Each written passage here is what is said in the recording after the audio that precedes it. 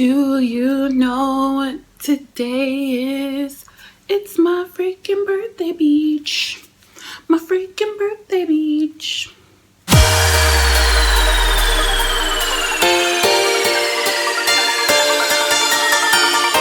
What's up, you guys? True Beauty Forever here, coming at you barefaced AF, because we're about to do a first impressions video. Make sure you show this video a lot of love because it's my birthday today, and it would mean nothing more. I mean, it would mean so much to me if you guys would show this video some love.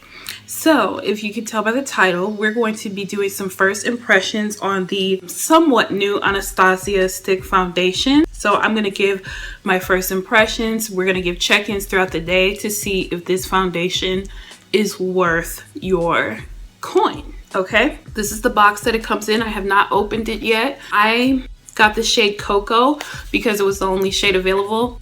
My first thing that I need to say, I am so proud of Anastasia Beverly Hills because they, put out a line that had just as many black women or brown women shades as it did white women or fair skin tone shades.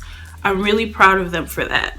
However, what pissed me off, and a lot of other people too, to the point where Norvina had to mention it on her Snapchat, is the fact that the darker shades were not released until months after, the lighter shades were. And I don't think that's cool, because to this day, I still can't go to the Ulta and Sephora's in my area and get my shade because they haven't freaking sent them yet.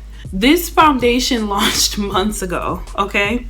So you wouldn't release a foundation line without white shades and release them months later. So why do that to us? It kind of defeats the purpose of the equal representation that they were trying to, embody in their line by releasing the darkest shades months later. And I understand that it takes longer to formulate those shades, but why can't you just wait until all the shades are freaking ready? Like, I don't get it. I had to drive to Lansing, which is like almost an hour away from me, to get this shade. And they didn't even have them yet. These were like, I guess, prototypes or something.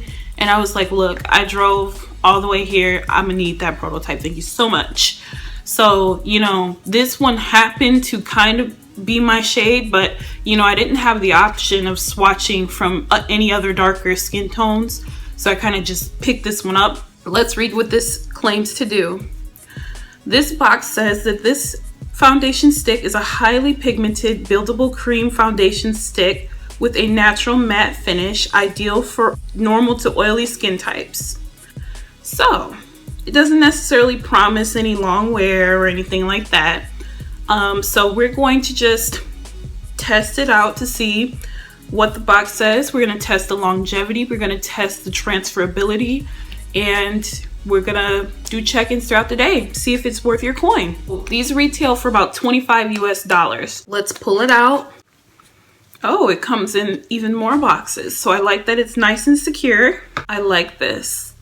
It looks almost like a giant lipstick, a giant solid lipstick.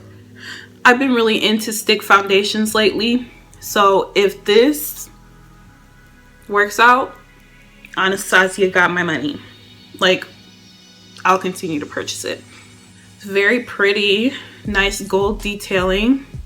Well, actually rose gold. This is what it looks like. You're getting 0.9 grams of product. Okay, so before we get started, I'm going to prime my face, and I'm going to use a primer that I know works very well. And this is the Maybelline Baby Skin Instant Pore Eraser. And one thing that I noticed in my last foundation video was that my nose was really, really oily. My last first impressions. I do not have oily skin, so that, got me researching how can I keep my nose from, separating the oils and stuff. So I've actually been using an eyeshadow primer on my nose area instead of a face primer, which is kind of weird, but it works. So on my nose, I'm going to prime that first. I'm going to be using this Wet n Wild primer because it really, really mattifies your nose.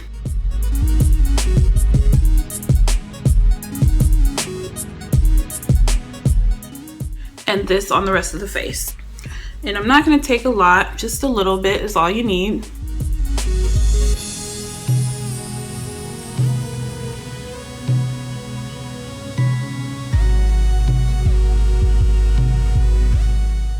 You know what I just thought about? I'm actually going to be doing a glittery look today.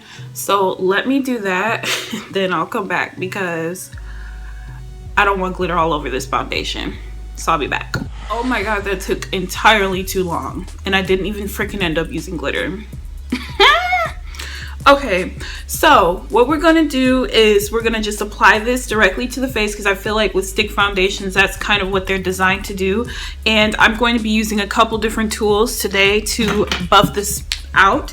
I have my trusty beauty sponge by Real Techniques. You guys know my holy grail, Real Techniques buffing brush. And then we have this e.l.f. powder brush. Even though it looks dirty on camera, I clean these all so that, you know, these are not being contaminated with any other foundation so that we get the most accurate, true, you know, accurate results with this. So I'm just going to apply it.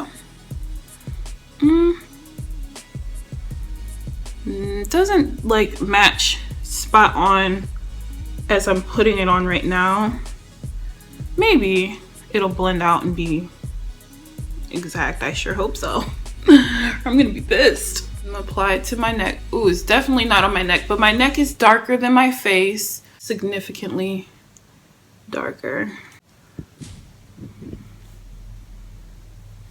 I feel like this is probably way too much, but for the B-Day, gotta have a full face. On this side, I'm gonna blend it out with a sponge. Sorry I was blocking everything like an idiot, you guys.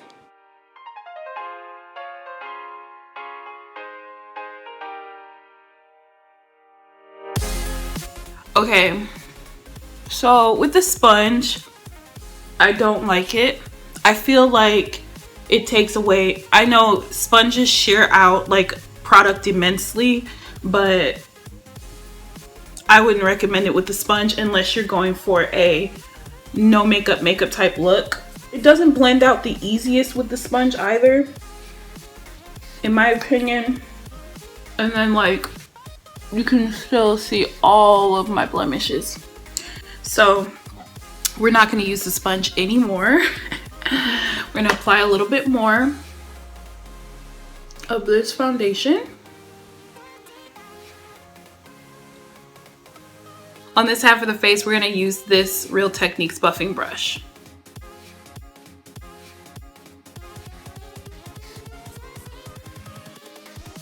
Here we go.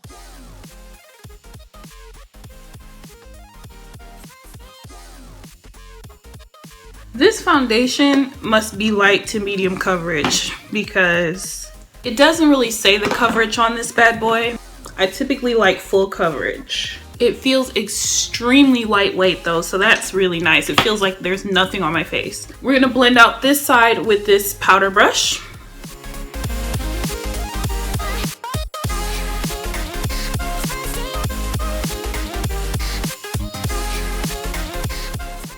I like this brush the most for applying this particular foundation because it blends it out the easiest.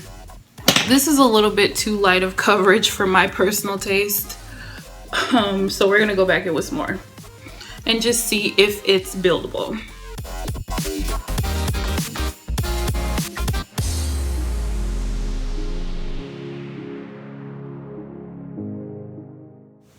Definitely buildable. Okay, so it's definitely a lightweight formula like the box says, and it definitely is a natural finish. It's definitely matte, and it is buildable. Compared to like my chest area, I would say that this foundation is a good match for me. I would like more coverage, but I'm not gonna cake on a bunch of foundation. So I'm going to finish the rest of my face and then I will be back. Okay guys, so I finished my face. If you would like me to do a tutorial on this look, just let me know. So I did not use any powder to set my face because I didn't want to mess with the formulation of the foundation, but I did use setting spray. I used MAC Prep and Fix Plus to seal the deal. I used Ben Nye Final Seal Matte Makeup Setter, and like it makes it, it's so matte. So I'm assuming that my face will stay on all day. It is now noon, so I will check back in with you guys in a couple of hours and we will test how this wears throughout the day. And I'm not going to be doing any touch-ups, any blotting, anything, because we want to see how this really wears throughout the day. All right, so stay tuned. Okay, so my friends are celebrating my birthday with me and they surprised me a special day. So the first thing is we're going to this African American museum, so I'm excited. My foundation still looks good, still on fleek. I'll let you guys know updates in a little bit. Okay, so it is almost 4 hours later and my face looks pretty good still. Haven't noticed any transferring or any oxidizing or anything of that nature, so it's looking good. Only thing that's faded is my lipstick because I ate, but my face looks good. About to get our nails done. Turn the fuck up. So we just walked for a good 15-20 minutes and we were trying to support a black business. Busted through a wedding tent to get to this damn salon. And even though it says that they have walk-ins welcome, they told us that they couldn't serve us today because we didn't make reservations. So that's pretty up. So I'm pretty pissed. We're all sweating. So when I get to where I can check, I'm gonna see if my foundation has broken through the sweat at all. Nothing. So even though I sweated, my foundation didn't break up. Turn the fuck up. What did happen is my nose is still a little bit oily, but that might just, I don't know, that might be because of the sweat. I don't know. Because that primer has been helping to keep it from, you know, the oil separating. So I don't know what that's all about. But it still looks great. Foundation hasn't transferred that much. Now we're in Steve's in downtown Detroit, which is a great soul food place. Forwards. Turn. These are more relief. It's cold. You paying $13 to get cold food. Up. So I might go up there. Beach. I'm just playing, but this is Steve's in downtown Detroit. If you're ever looking for some soul food downtown Detroit, turn the fuck up. Turn the fuck up. And turn the fuck up. Hey guys, so I'm in my friend's bathroom because it is almost 10 o'clock at night. So I've been wearing this foundation at this point for about 9 hours because it's a little bit after 9:30 and I got started about 12:30ish, so it's been between 9 and 10 hours. So this is what my face looks like this is what my face is looking like with no touch-ups. I think that it looks pretty good. In my forehead area, I'm kind of breaking out because I was sweating because we were walking downtown Detroit and it was hotter than I thought and I wore long sleeves. So like typical, you know, normal wear throughout the day. My face is a bit dewy. I did find that by the end of the day, my face was a bit oily, like if I were to blot it, I would get oil coming off. My nose, the foundation has separated, but not as bad as it usually would had I not used that eyeshadow primer. On my neck, I set my neck, but it's pretty creasy, as you can see. Sorry I'm making this ugly face, but I want you guys to see. It's kind of creased on my neck, so that might also possibly be because I was sweating too. Overall, I do like the foundation. The way that they released the line, I thought was really messed up. You don't release a line talking about equal representation and then just completely not release the dark skin shades for months. Lost a little, a little bit of foundation. Like in this area, you can see my blemishes, my discoloration. But again, I've had this foundation off for almost 10 hours. And it does not, boast about being long wearing. Sorry I'm moving the camera around so much. I'm holding it with my hand because, like I said, I'm not at home right now. But I wanted to film this before it got too late.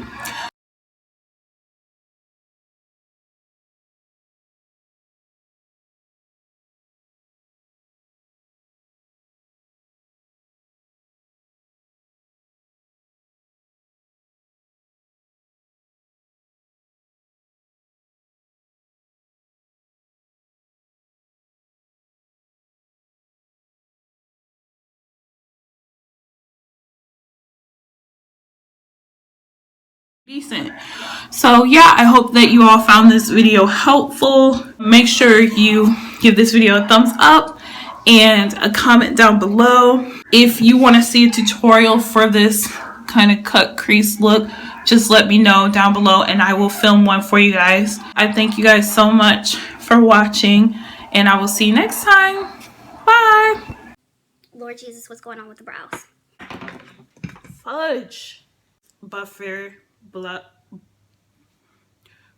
This is not the time to not work on me. Oh, this from his new album too. It's my freaking birthday.